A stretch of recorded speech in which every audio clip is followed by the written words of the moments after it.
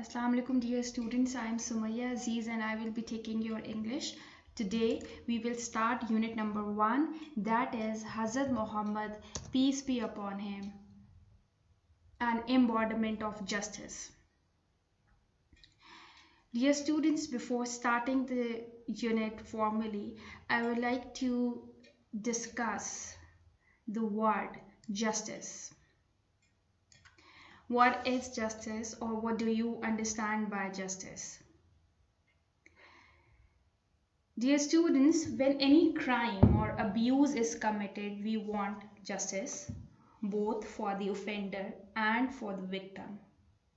For the offender, justice means that crimes don't go unpunished, but also that the punishment fits the crime.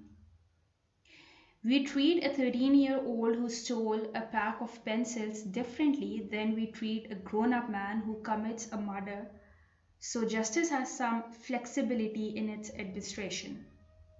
For a victim, justice may be seeing a criminal put behind bars, or it may be monetary. The goal is to make the victim feel equal again. Justice is often used interchangeably with the word fairness. In any situation, be it in a courtroom, at the workplace, or in line at the local market, we want to be treated fairly. We want that we shouldn't be judged more harshly because of our skin color. We shouldn't be paid any less because of our gender, and we shouldn't have to wait longer for a burger because of what we are wearing. That shows our status in one way or the other to the society. We feel we deserve equal and impartial treatment. Because we have this desire for equality and fairness, the assurance of justice is usually a prerequisite for a good society. That's where the importance of an independent judiciary comes. Independent judiciary. So what is the importance of independent judiciary in a society? First, let me discuss what is judiciary. Judiciary is the system of courts that administers justice in the name of the state. It interprets and applies law in legal cases. In Pakistan, we have the Supreme Court, High Courts of the 5 provinces, and the Federal Shariat Court that are responsible to preserve, protect, and defend the laws given in the Constitution of Pakistan. The real meaning of justice is what the judges decide during the course of giving their judgments in various cases. From the citizens' point of view, judiciary is the most important organ of the government because it acts as their protector against any injustice. In the life of the citizens of a state, judiciary is a source of confidence and fearlessness.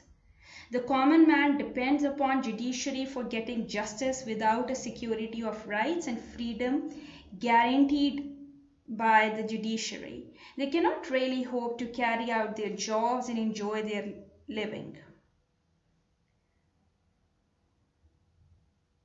That is the reason that judiciary should be independent, should be free of any pressure from the strong party, it should not be malign, and it should see all the citizens as equals, and it should see and treat them equally with justice, because only then a society can flourish. When we talk about judiciary and giving justice to the people, the name of one man comes in our mind, who is the true embodiment of justice. And that name is of Hazrat Muhammad sallallahu alaihi wasallam. What is embodiment? Embodiment is personification, incarnation, incorporation, the manifestation, representation, symbol, epitome of justice. So Hazrat Muhammad sallallahu alaihi wasallam is the true symbol of justice, because his whole life is based upon giving impartial treatment to the people.